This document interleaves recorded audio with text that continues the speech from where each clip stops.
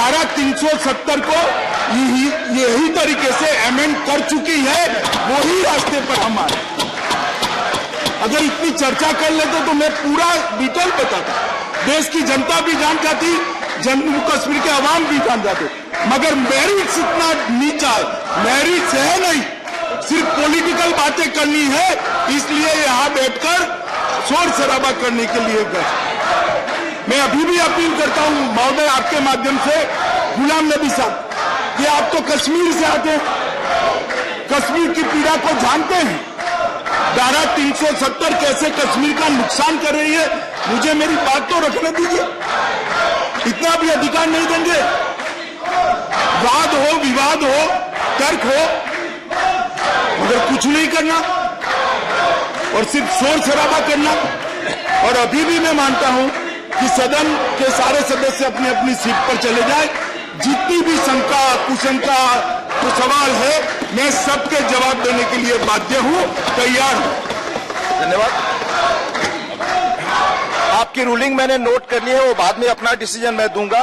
माननीय गृह मंत्री जी ने कानूनी स्थिति स्पष्ट की है। अब मैं भूपेंद्र जी से कहता हूं अपनी बात कंटिन्यू करें।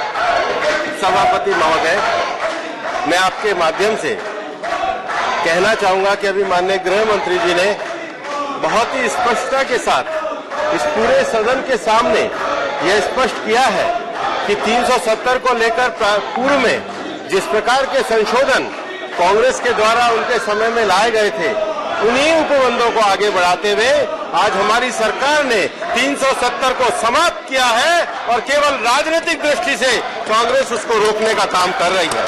महोदय, आखिर हमारे देश के जितने भी राज्य हैं, उन सभी राज्यों में से केवल जम्मू कश्मीर ही आतंकवाद से पीड़ित क्यों है? जम्मू कश्मीर की जो आतंकवाद की पीड़ा है, उसको आखिर वहां पर कौन झेलता है? उसके आतंकवाद की पीड़ा को वहां की महिलाएं झेलती हैं।